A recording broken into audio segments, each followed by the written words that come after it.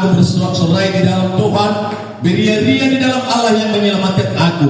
Allah Tuhanku itu kekuatanku, yang membuat kaki seperti kaki rusa, yang membiarkan aku berjalan di bukit-bukitku untuk pemimpin biduan dengan permainan kecapi. Puji Tuhan. Haleluya. Sebagai tema pada hari yang indah ini, saudaraku, adalah pelayanan yang berkualitas.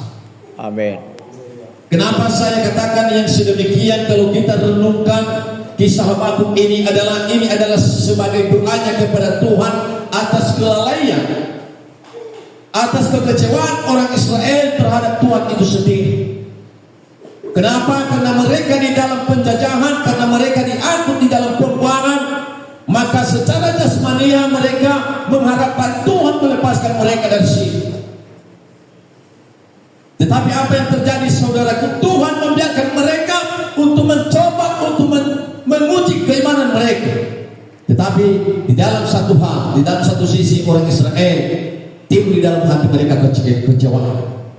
Apa yang pernah mereka lakukan, apa yang pernah mereka berikan, tidak berikan karena kecewa terhadap Tuhan.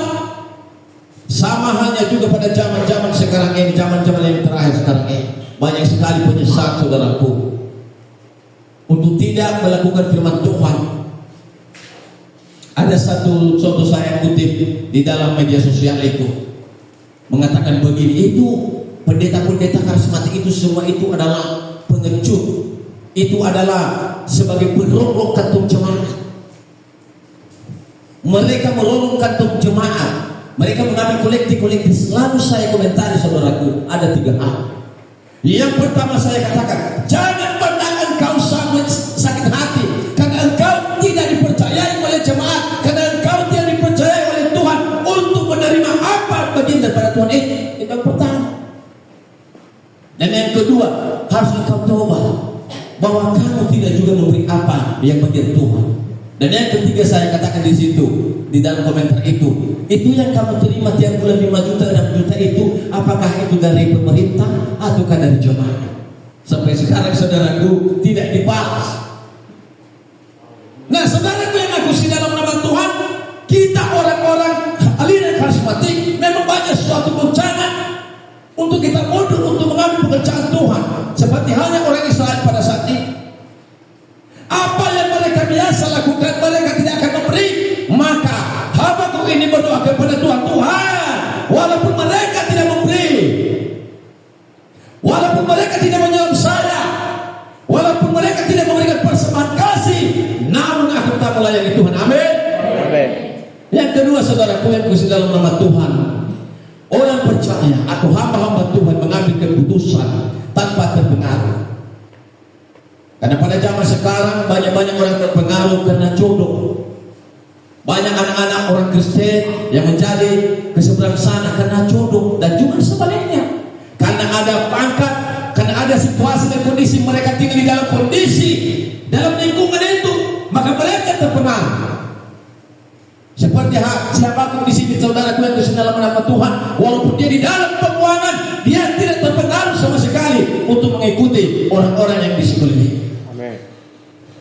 Saudaraku yang terkasih dalam nama Tuhan, yang ketiga adalah berkat adalah bukan suatu ukuran untuk menyembah Tuhan. Karena ada banyak juga para pendeta, kalau disuruh ke tempat-tempat yang terpencil untuk melayani, ada anggota saya kayak gitu. Hai Tuhan, ke sana dulu kau melayani. Kemana? Hospital Tabuyung. Pertanyaannya begini, berapa kepala keluarga orang itu bisa? Kalau cuma 5 nggak usah. Artinya dia mengharapkan sesuatu, walaupun diharapkan, tetapi jangan sampai itu yang diprioritaskan atau yang dinomor-satukan.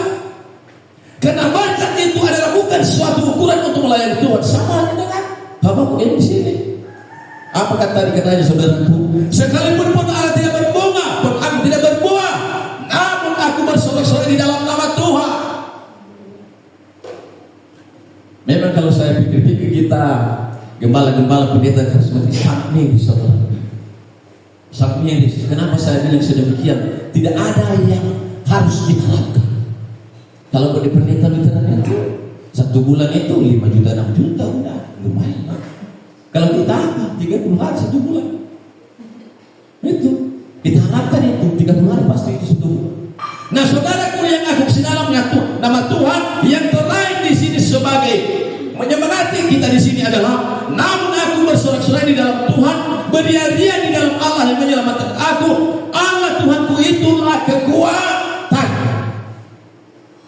Itulah yang memberi kita semangat. Walaupun tak ada itu semua, tidak ada persembahan, tetapi saya yakin di tempat ini nanti ada yang perjamuan. Kenapa? Karena dia seorang hamba Tuhan yang selalu berkorban. Amin. Amin. Itu saudara. Saya yakin itu. Kenapa? Kalau seorang hamba Tuhan harus rela memberi, rela berkorban. Amin. Karena itu adalah juga suatu ukuran iman. Kalau kita percaya kepada Tuhan, kalau iman tanpa perbuatan, itu adalah kosong juga. Nah, saudaraku yang aku kusi dalam nama Tuhan, yang terakhir di sini, saudaraku, Tuhan adalah sumber daripada segala-galanya. Dia adalah sumber kekuatan, dia adalah sumber harga diri, dia adalah sumber berkat. Untuk itu tak usah kita ragu. Terlebih-lebih di dalam organisasi API ini saya sangat bersyukur dan saya sangat terberkati di dalam API. Kenapa, saudaraku? Sekalian saya bersaksi, beberapa bulan yang lalu saya kecelakaan itu saya di Sibolga. Saya dianggap sebagai orang pembesar pihak-pihak rumah sakit yang di situ. Kenapa? Karena saudara-saudara sekalian datang ke sana pakai seragam pula. Nah, itu. Jadi saya terberkat. Waduh, memang API luar biasa. Amin. Jadi saudaraku, API ini mendorong saya untuk belajar juga dalam bahasa Indonesia. Karena saya berkumpul di dalam kumpulan orang-orang Mia semua. Makanya kalau saya hobi dalam bahasa Indonesia agak begitu-gitu. Gak terbiasa, saudara. Tetapi bergabungnya saya di API, saya mulai belajar. Sebetulnya harus bahasa Indonesia. Kalau saya dulu disuruh berdoa dalam bahasa Indonesia, walaupun itu waktu makan saya tolak. Kenapa? Karena memang saya nggak tahu. Tetapi API ini menjadi visi misi saya, saudaraku. Dan semangat saya untuk selalu belajar. Untuk itu kita yang sudah ada di tempat ini, marilah kita merekrut kawan-kawan kita yang masih ada di luar sana, terlebih-lebih terhadap Bapak Arifah mantu saya ini.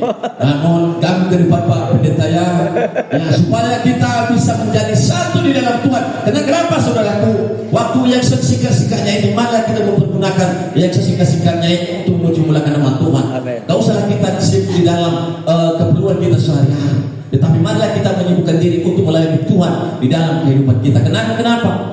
Kita tidak tahu. Kalau menurut firasat saya, saudaraku, saya ini sudah mencapai 50%. Saya sudah mulai ragu. Ini udah kenapa 1 minggu yang lalu, saudaraku, sampai sekarang masih belum full kesehatannya. Hanya karena memakai rambutan. Rupanya udah naik gula. Waduh. Itu saudaraku, saya ragu lagi. Jadi untuk itu saya mohon kepada teman-teman hamba Tuhan yang ada di sini nanti, supaya keraguan itu dihapus dalam hati saya. Amin. Nah, saudaraku yang khusus dalam nama Tuhan, firman Tuhan cukup sedemikian rupa. Kenapa saya katakan sedemikian? Ada juga dosen di sini. Jadi saya harap kepada Bapak dosen ini nilai plus bagi saya. Nah, saudaraku yang khusus dalam nama Tuhan, firman Tuhan pada hari ini cukup sampai di situ. Puji Tuhan. Haleluya. Bapa yang kami sembah, Bapa yang kami muliakan pada saat ini, kami tengah mendengarkan firman-Mu, dan sebagai temannya Tuhan, biarlah pelayanan kami ini pelayanan yang berkualitas di hadapan Tuhan. Inilah hamba-hamba-Mu yang ada di tempat ini, pakai dan merapi Tuhan untuk mengambil pekerjaan baik di tempat ini dan juga di tempat-tempat yang lainnya. Hanya di dalam nama Yesus Kristus kami berdoa, kami memuji memuliakan nama Tuhan. Haleluya. Amin. Kami kembali.